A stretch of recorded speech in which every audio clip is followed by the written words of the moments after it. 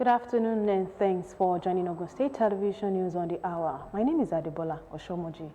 The presidency has said Nigeria will have to pay a price to continue subsidizing premium motor spirit, popularly called petrol, adding that the country may be left with no other choice than to continue borrowing to shoulder its fiscal overhead.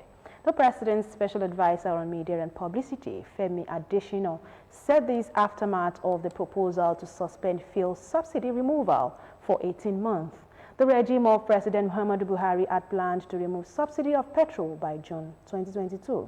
But the presidential spokesman said on Wednesday that the decision of the federal government to propose an extension of fuel subsidy removal by 18 months was not political. The federal government is targeting $40 billion private capital investment in digital infrastructure and facilitating the information of up to $1 billion in private equity. The government estimates public investment of 150 billion naira according to National Development Plan 2021 to 2025. According to the document, the 2017 to 2020 period recorded increased investment in infrastructure development, higher internet penetration, and technology startups. Former Governor of Imo State, Senator Okorocha, has declared his intention to contest in the 2023 presidential election. Okorocha made this known in a letter read at plenary by the President of the Senate, Ahmed Lawan, on Wednesday. The former governor will on Monday, January 31, 2022, address a world press conference to speak more on his ambition. Boris Johnson is currently facing another grilling shortly at Prime Minister's questions. It comes as he is expected to receive a report into parties at Downing Street during lockdown.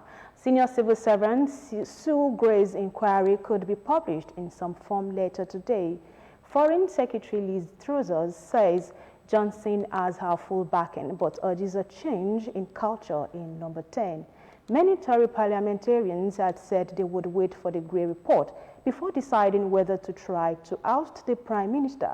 Labour leader Sir Keir Starmer says cabinet ministers need to ask themselves why they are still supporting him.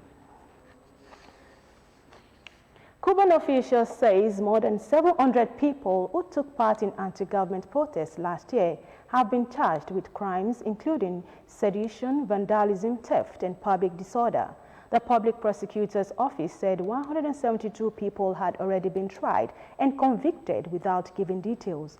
Families and activists have criticized the trials as unfair and say the sentences are disproportionate. Hundreds of people were arrested after the protest, the largest in decades.